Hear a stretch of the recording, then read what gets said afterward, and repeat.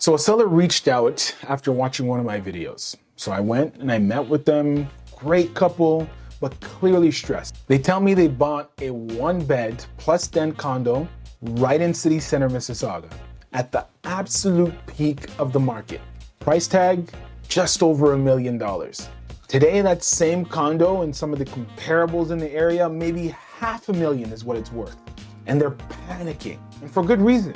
They bought thinking prices would keep rising like so many investors did back then. But now they're stuck asking, what do we do? Can they assign it? Maybe. Write it out? Possibly. Turn back time? They probably wish they could. That's the reality a lot of people are facing right now. And it ties directly into today's topic, the Bank of Canada cutting rates again, but not for the reason you think. So before you celebrate cheaper mortgages, let's talk about what's really happening behind the scenes and what it means for your money heading into 2026. A booming real estate market. That's the message everyone's pushing. But here's the truth. The latest rate cut isn't about helping homeowners. It's about protecting a shaky economy that's flashing tons of warning signs everywhere. The bank's not trying to make life easier, it's trying to prevent a slowdown from turning into something much worse. I'm going to show you the numbers that prove this cut isn't about growth, it's about damage control. The misconception. When the Bank of Canada dropped its key rate to 2.5 in September, the headlines were all the same. Cheaper borrowing, housing market recovery, everyone immediately jumped to real estate. Will this trigger a buying frenzy? Will variable payments finally go down? It's a simple story and it's mostly true, but it's dangerously incomplete. It's like staring at the tip of an iceberg and forgetting about the mountain of ice below the surface. Because the real question isn't how much can I save on my mortgage? It's why did they have to cut rates at all? This isn't a celebration, it's a warning sign. The bank is reacting to two major threats: a weakening job market here at home and a serious trade instability with the US, Canada's weak economy. Let's start with what's happening right here in Canada. The economy's losing steam fast.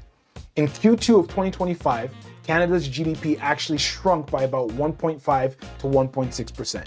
That's the first contraction in 7 quarters and the biggest drop in nearly a decade outside of the pandemic.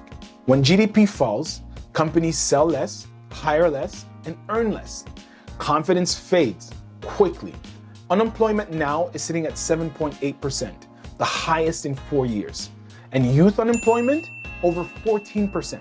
That's a generation struggling to even get started. Even if you've got a job, wages are flat. In fact, wage growth hit its weakest point since 2016. So if you feel like your money's not stretching as far, you're not imagining it. The Bank of Canada knows this. They see the slowdown, and keeping rates high right now would be like throwing an anchor to a swimmer. So this cut is not optimism, it's self-preservation, the trade problem. Now let's look beyond our borders. If Canada's domestic economy is wobbling, our trade numbers are in free fall. We rely on exports, especially to the US, but that relationship's getting shaky.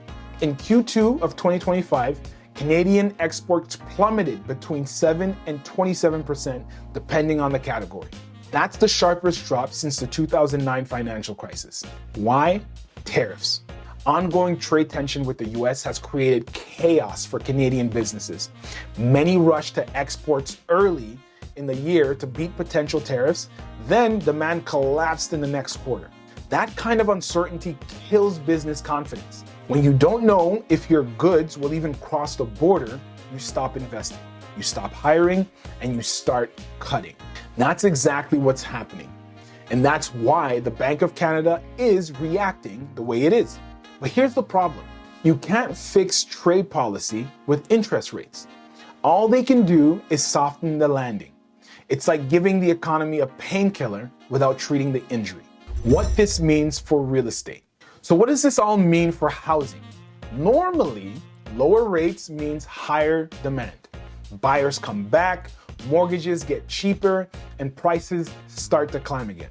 And yes, we're already seeing fixed rates drop. Buyers who have been waiting might jump back in, but this time there's a major difference because people don't buy homes when they're scared of losing their jobs. Economic anxiety cancels out cheap money, and that's exactly what's coming in 2026. A divided market between opportunity and fear.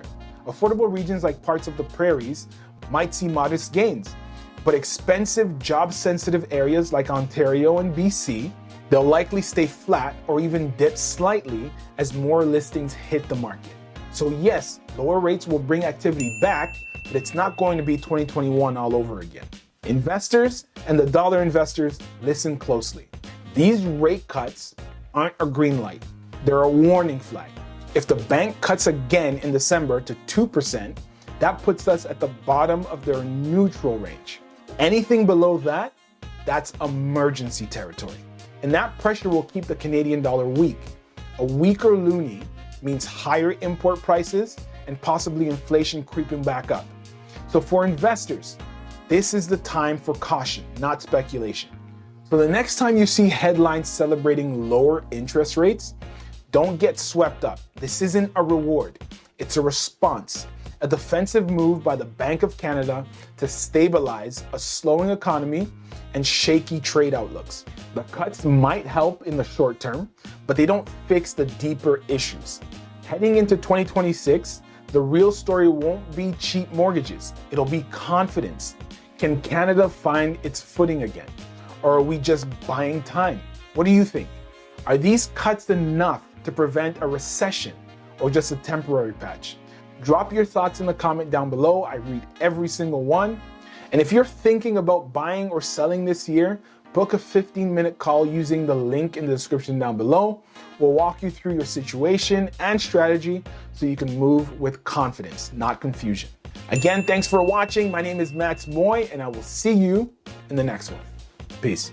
I hope you got some value out of that video. If you did, then go ahead and check out this video here or here. I'm not quite sure where it's going to be on the screen, but one of these videos, go ahead and check it out.